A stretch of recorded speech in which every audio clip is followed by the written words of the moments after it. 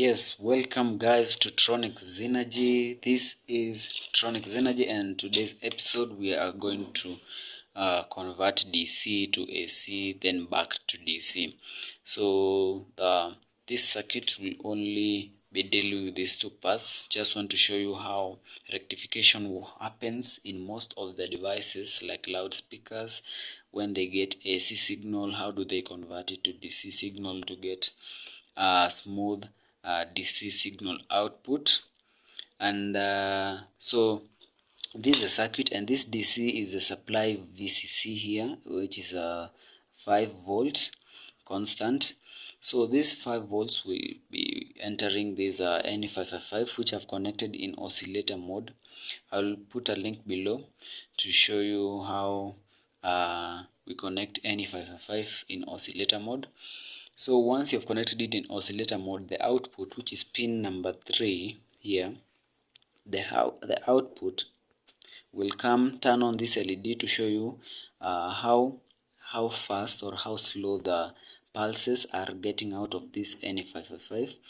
Then it will going to enter into this base of this transistor, which this whole system here, this whole putting this LED and the output here is just a simple NOT gate, just a simple NOT gate, that when there's a 1 here, there's a 0 here, and when there's a 0 input, there's a 1 output. So this output is the one that's going to go into the rectifier, and the output of this NE555 is another point we are going to connect to the rectifier. Now, before getting to the rectifier, there are diodes which are connected in reverse, connected to ground. These are just to show you that we are creating AC, because both sides can be negative. If this side is positive, the other one will be taken as negative, and if this side is positive, the other one is going to be taken as negative, in order to get an AC signal. So once I've created it, I'm going to try to use however much capacitors that I need to make sure that the output here, this LED, is going to be smooth and it's going to be a stable output. So yeah, so this is the circuit, and you can pause, you can take a photo, you can take a screenshot, and yeah, so my circuit is right here. This is my circuit. Don't worry how it looks complicated, but it's not even complicated. It's just the same thing as the schematic that I've drawn here. So I'm going to take you step by step. We are going to start with this first place, which is the generating station of our AC signal. So this is going to work as the generating power stations that we have maybe in our country or other countries, like the hydroelectric or anything, geothermal, steam power, gas power, nuclear. So this is going to act as the generating station to be taken to this rectifier, to be rectified to be a smooth DC output. So we're going to start in this point where we have this NE555. This NE555, the signal that is moving out of the NE555 will be conducting in the positive places only, and won't be conducting in the negative. So it's only going to be conducting in the positive. Then the output, which is going to enter into this inverter here, is going to be conducting in the negative as compared to this. So this output will be conducting in the negative. So this is conducting in the positive, then this is the inverter, then the NE555, then the inverter, and so on and so forth. So that's how the system works. So first we have this NE555 here. I've connected it in oscillator mode. There's a link below that you're going to see how you're going to connect yours in oscillator mode. The LED that is going to show you how much, what are the frequency that is getting out of this. This one here, it's a yellow LED, orange one. You can use whichever color that you want, doesn't matter really. And there's a resistor there to protect it. There's a diode here showing that this you can connect it to ground. This is a diode which is reversed biased. Then the output, which is taken by this jumper, is taken to this TC74. It's TC74H CU4, I think so. This is a hex inverter, meaning that it has 6 inverters in it. I'm only using one inverter. I'm using pin number 3 as the input and 4 as the output. So the 4 goes to this yellow jumper here, and the output of the N555 also goes to this red jumper here. If you look closely, this rectifier, when you check the datasheet of this rectifier, mostly found in devices like loudspeakers, if you check the datasheet of this rectifier, the input of the AC is always given in these middle pins here, these two middle pins, AC signal. It doesn't have polarity, so you can put it whichever way you want. Then the output, you can see this dent here. You can see this dent. So when you see this dent, this side of this dent always has the positive and the other has the negative.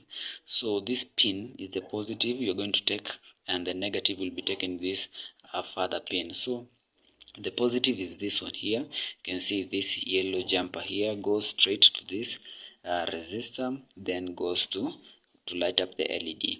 So my first stage rectification, my first stage filtering, I'm using a 470 microfarad capacitor. This is to rectify, this is to filter the high signals, the high signals pulsations. And the second stage rectification, the filtering, instead I'm using a 3.5 microfarad capacitor. This is to check on those small signal pulsations and to try to filter them to get a smooth output. Then my last one is this one here, is a polyacrylate capacitor, and does not have a polarity really. So I'm using this is a 0.1 microfarad. This is just to smoothen even the smallest small pulsation, those small waves, to get a smooth output at this resistor, which is going to power this, which is going to protect this LED. So yeah, I told you I'm using a 5 volts per DC, 5 volt DC to power the circuit, and I think that's it. The last thing, these capacitors here, these three capacitors are electrolytic, so you must check the polarity. The strip which is white here is the negative, usually the negative connected pin, and the other pin is positive, the same as this one. So in this other end, I'm using a 10 microfarad capacitor. 10 microfarad capacitor is just a desirable one that I've chosen because my camera can't really process the speed of using a much faster capacitor like 5.6 going to 4.7 microfarad. My camera can't really process the speed. So 10 microfarad, my camera can really check that speed, and you can see how this process is being done. So I'm going to power this circuit. Yes, I've powered it, and immediately you can see the orange LED blinking on and off. The output of the other, when this is on, this is off, and when this is off, this is on. This output of this inverter, and I'm taking those two outputs, feeding them here, so that the negative pin and the positive pin can be taken to the LED. You can see the LED is quite not moving at all, so it means that we have rectified our signal and we are getting a smooth DC output. So this is quite the process, and it's not really hard. It's just knowing how you can how you're going to smoothen or how you're going to filter your AC signal from the supply. So this is quite the process that the rectification of the AC signals is mostly done in most of the circuits. If you want to check this output, I'm going to use this LED. Just connect it to check this output of this inverter, which you are going to check here. Let me just connect it to show you. You can see it's on, so that's the output of the inverter.